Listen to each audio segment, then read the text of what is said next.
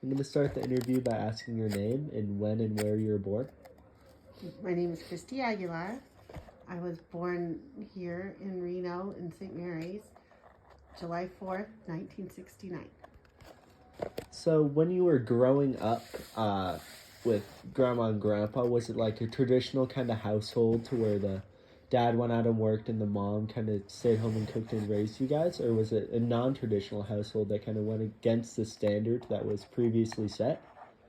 No, it was definitely my mom stayed home. My dad went to work, but my mom started painting, and when she started painting, she started teaching, and as she got more and more money of her own, she ended up divorcing my dad. Not that the marriage was based in money. It was that she finally got her independence and could step away. Did that kind of change your outlook on life, like how you would view life later in life, like that you can succeed in a career and do good on your own? Did your mother kind of inspire you with that, or did it not really affect you too much? A little bit, but if I'm being honest, probably not that much. I was very much always wanted to be a mom that stayed home. So it did a little bit. It gave me confidence in being a woman, or eventually. So growing up in the 80s, it was a little bit wilder of a time. They had all the rock bands, the drugs, everything like that you always hear about. Montana State University even went as far as to say that the biggest step for the feminist movement during the 80s was the legalization of birth control. Would you agree with that statement? Did you see a lot of that in school when you were growing up? Or was it kind of more tame, less of what you hear, and more like how it is today?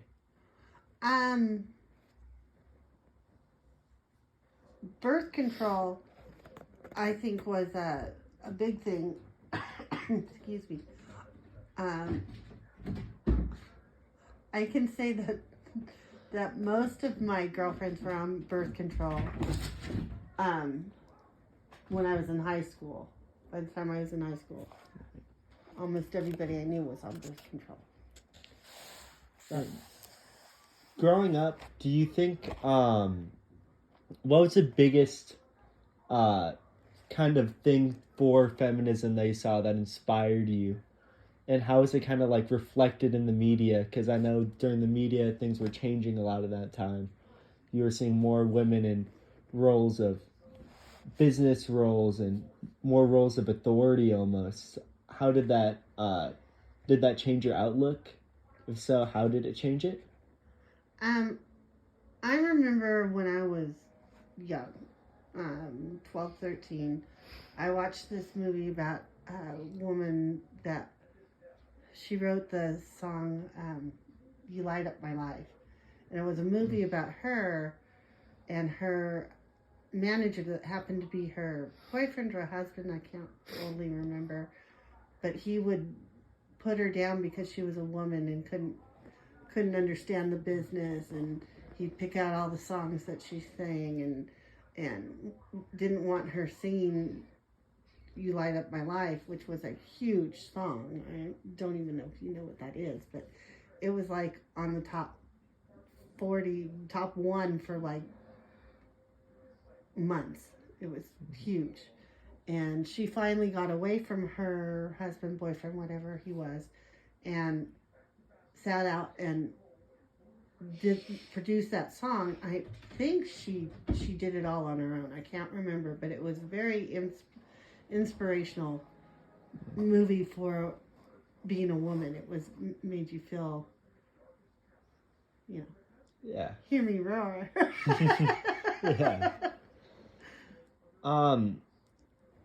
So going back to kind of more feminism and media, Andy Erham wrote a paper on how feminism and media kind of coexist. And during that, he quoted the head of Women's Magazine at the time, who stated that the Women's Magazine was kind of an interface of feminism and media to where they're kind of becoming one.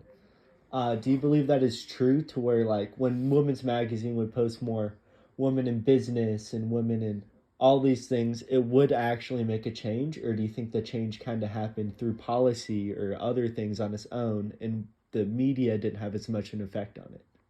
I think it was actually both. I think you have to have both. You have to have the acceptance from like media that it's okay to not be that stay-at-home mom. It's okay to have a job. You're not going to be looked down on. And then you need the politics behind it so you can get a job. If that makes sense. Yeah. And when you're little till now, did your outlooks on, like, being a woman change throughout the development of media and the development of how people treat you, or has it kind of remained constant? I've had my bouts with um, employers putting me down because I'm a woman. When I was younger, in my early 20s, and actually, being told that it was because I'm a woman, or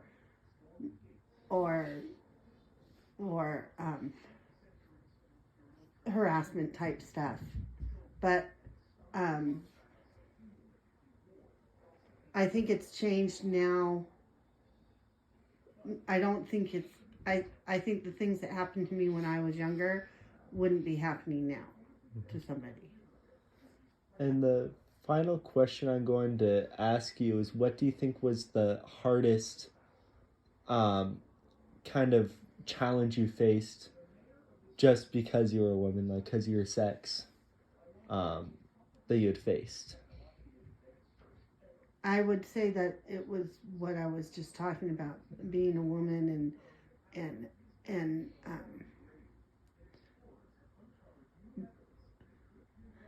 being told you're not good enough for this job unless um, you're not good enough for it. I actually had a teacher in college. I was going to be a photographer, and this teacher stood up at the beginning of the class. This is when I was in college. This wasn't. I mean, it was a long time ago, but it was in early 90s. He stood up in front of the class and pointed at all the girls and said, you, and you are going to have to work about 5 times harder to get a C in here than these guys are going to have to get for an A, because I want to treat you like you're going to be treated in real life.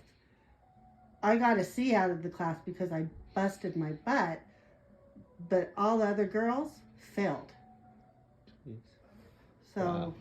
yeah, there's definitely discrimination. Mm-hmm. Now, if that happened today, that teacher would be fired. You can't stand up in front of the class and say you're going to have to work 5 times harder than those guys. So, yeah, it's definitely changed. Well, thank you for your time, Mom. You're welcome. Love you. Me too.